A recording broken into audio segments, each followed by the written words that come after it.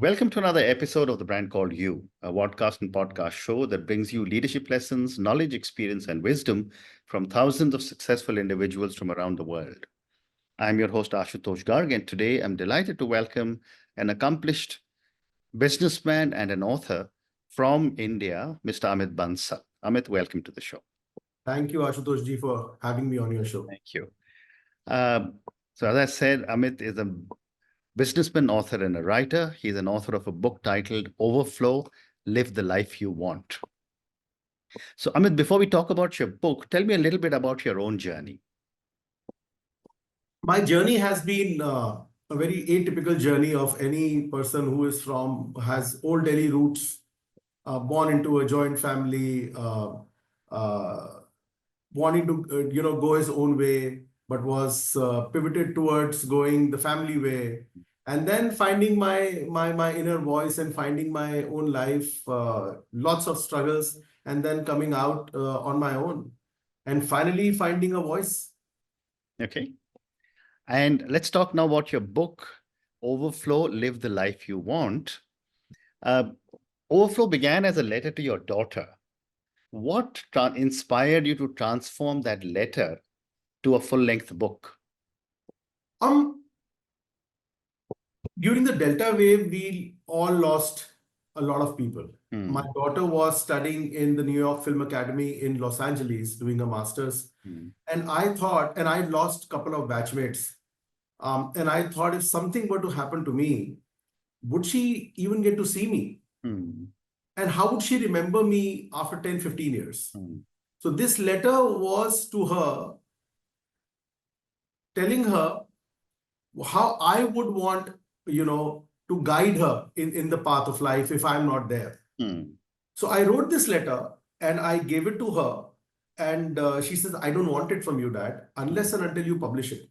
And I said, this is very personal to me. I don't want people to know about this. And she says, I want people to know about this. So you give it to me when you publish it. I am not a writer, never written a book, I then completely then started writing this in a book format, taking help from friends and some people I know, and that's how the book came to be. Wow. And tell me a little bit about the title. Sure. What is the meaning of Overflow, Live the Life You Want signify to you? So overflow and live the life you want, I'll break it into two. Yeah. Overflow, I gave an analogy in my book as the milk overflowing when you first heat it up. Okay. Why it overflows the first time is there's a lot of gas inside the milk. But ever tried, boiling the milk again? It doesn't overflow because the gas is released. So this book was all about me releasing the gas inside me, everything I had in me, and also telling my daughter that, live the life you want. This is the life you can live. And if somebody tells you you can't do it, just don't listen to them. Very interesting.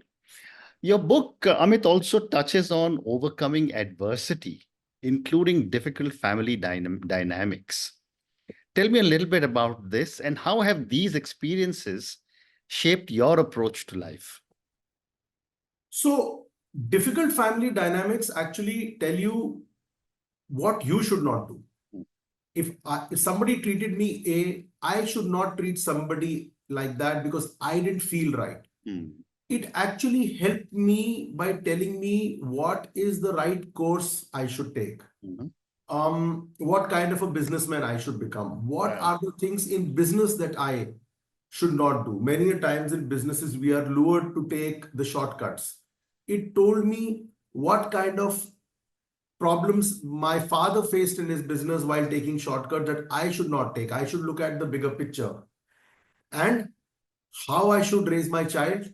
I should do everything that I wanted my parents to do for me. And that is what the course correction, it helped me to understand and helped me to take.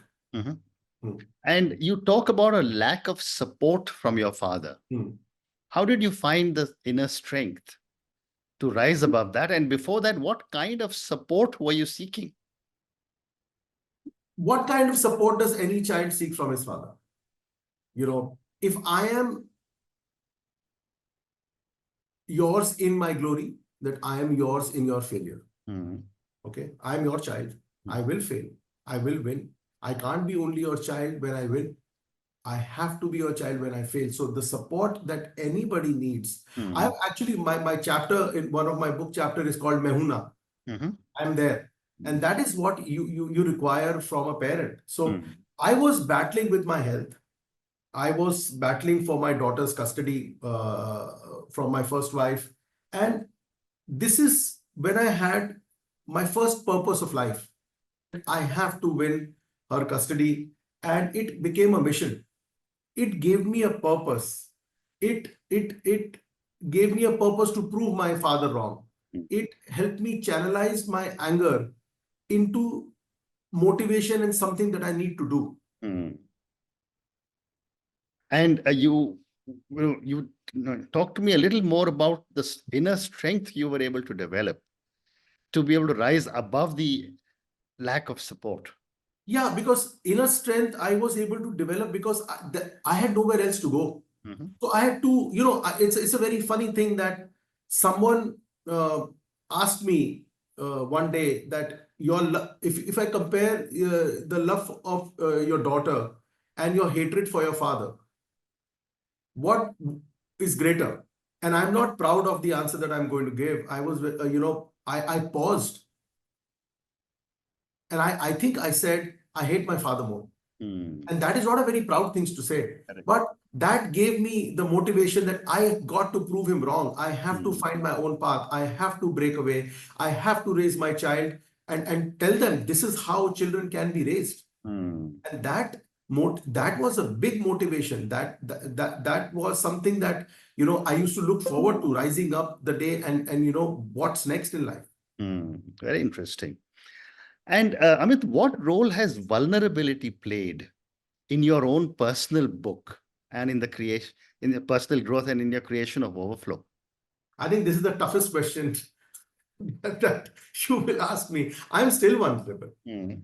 And I think vulnerable made me authentic Mm. because when I was writing the book, I didn't want to write so many things. Mm. I didn't want to write my failures, but then the book would not be authentic. Yeah. Yeah. And I was not writing it for a reader. For me, a guy who's unknown, not a celebrity, for me, I just written the book to sell one book. I mean, Mm. just to gift it to my mother and gift it to my daughter. That's it. So it made me authentic. It made me very straightforward. It made Mm. me confident. And because of that, it made me craft a narrative that I would never have been able to do so. Mm. It served, I wanted it to be, serve as an inspiration to others to Mm. write their own path and a path of healing, actually, a path of healing. A lot of people used to ask me what came about, how did it happen, what all happened in life. Now I just tell them, read my book. It's Mm. all there. Mm. It's all there. There's nothing hidden in it. Mm. Amazing. Amazing. And you're so right. I mean, vulnerability actually leads to a lot of inner strength. Yeah, But thank you. exactly. My next question for you, Amit, is how important is self-reflection in navigating life's challenges? And how do you practice it? I was telling this to a friend of mine 3 days ago. Mm. I was feeling very down about a couple of things that were not taking shape and how to do it. And I said, after publishing my own book, I have to read it myself. Mm. Because this book is not only a letter to my daughter, this Mm. book is also my own diary. This book is about my own journey. So why not read about my own journey and make me realize that yeah, it's going to just hang on. Just hang on. We are all humans. I Mm. have written a book. I tell people in the book to, hang on, but we forget it our own self. Mm. It's a self reminder. Fascinating. And what part of your life story was the most difficult to share and why? My childhood abuse. Mhm. I shared a couple of things that I have never told my wife, I've never told my daughter, and how I lost my child in 2006. We were pregnant, and the child had three ventricles in the heart. and we had to have, we had to abort in the 6th month. In the 6th month, the child is a fully developed child. For me, I still call it my child. For the hospital, it was a number in a bottle. The way I was, and that was a very, very, in fact, writing that part, I gave up writing this book many times. I just didn't want to write. It was a very painful part to write, to live that part. Many times you write, then you rewrite, then you read, then you fit it in a paragraph, then you fit it in a sequence of event. Each time you have to live that moment. It's not easy. It's the toughest part. Amazing. Amazing. Thank you for sharing it with us. Amit, how do you view the concept of failure? And what role has failure played in your own success? Failure is the only constant truth. I have written in my book, balance sheets are made in the end. There will be failures. There will be successes. What I am today is the excess of successes over failures. But that doesn't mean they were not failures. In hindsight, so I have always considered failures as, oh, but this is good because it might have been more. And I'm talking right now in monetary terms, right? In hindsight, I can say I was right in thinking that if I had not actually accepted that failure and moved on, those could have been bigger failures. And in hindsight, I have proven my thought process right. And that is why it doesn't pain me anymore. Yes, it does hurt. One never does anything to fail. But then, yes, if you give it some time, one does realize it could have been bigger. And can you give me an example of how you faced failure and learned from it? Oh, I'll tell you. In 2017, I did some business with my cousin, and he defrauded me in that business. And after he defrauded me in that business, and that business had a lot of financial losses and litigation and everything, in 2021, I came to know that there were a lot of counterfeiting that was going on. Now, imagine if from 2017 to 2021, I would have been a part of that business which was involved in counterfeiting. Where would I be? Correct. Without even my knowledge. And that proof of counterfeiting came to me just by chance. So I'm just saying, come to think of it, at the time when I exited that business, it was like, oh, I've lost so much money. But in hindsight, if I think, oh, I think I was lucky, in fact. And I can give you many such examples that, I failed. I thought I failed, but 2 years later or a year later, I thought, no, I did not. In fact, somebody actually guided me out of it. Very, very interesting. And, Amit, as I was reading about you and preparing for my conversation, I was fascinated to see how much resilience you have had and how much you have reinvented yourself. How do you continue to find motivation to keep reinventing yourself even after so many years of success? I won't agree that I have so many years of success, but thank you for being kind. But, for me, it is always setting new goals. I get bored very often, very soon, too soon. In fact, I should not. I'll start something, I'll get bored, and I want to look out to the next thing. And that is what, keeps me on my toes. Reading helps me a lot. I read a lot of biographies, and that's where I get inspiration. And I keep setting new goals. And in the way, if someone were to tell me and it resonates with me, I will course correct. I don't mind course correcting. I don't mind telling people that, maybe I was wrong. Let's try it another way, because each and everything is a lesson. And, flexibility allows, this flexibility actually really helps you in understanding, in learning. And that is what we have done. We have in a set business, which is making a lot of money, which is breaking, which is achieving targets. Slight course correction, slight change in your approach can give you completely different results. Correct. And that is why, we always believe that a business that is making the maximum money needs more the maximum awareness, because that is where you become complacent, and that is why I become very bored and I say, oh, let's talk about what's next. Yeah. Okay.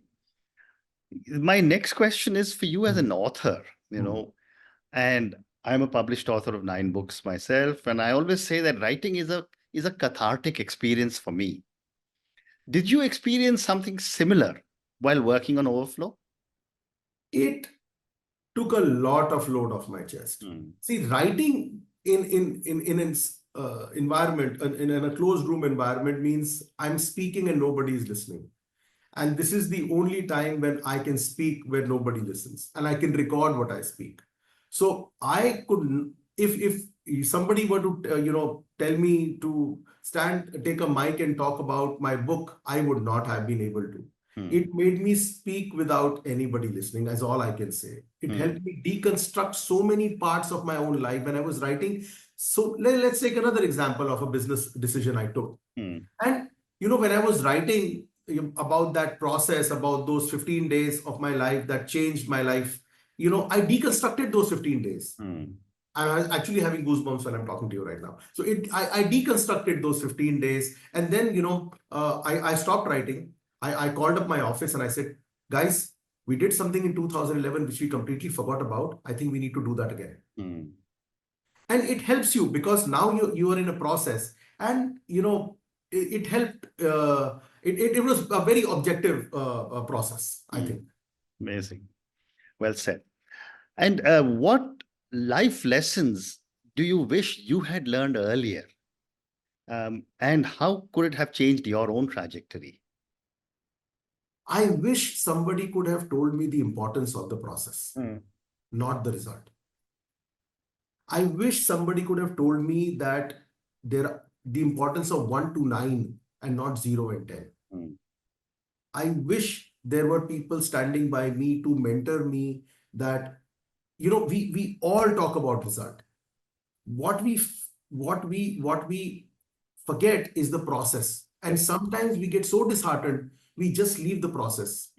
I wish I could have done so much more if in the earlier ages I had understood the value of the process. That's all I can say. Correct. Great response. Was there a moment during the writing of Overflow where you felt a significant emotional breakthrough? And you already shared one when you told us about about the time you had to abort. Actually, no. No. Maybe that was one thing, writing that, but it was not easy writing. The breakthrough came after that. The breakthrough came when the book released. I didn't market the book at all, and through word and mouth, I got an email from Sydney that somebody read your book, and I recommended your book. I read your book, and I'm buying 5 books to give it to my daughters and her friends. This book should be read by all teenagers and growing up children. I got a message from someone saying this book is too close to home.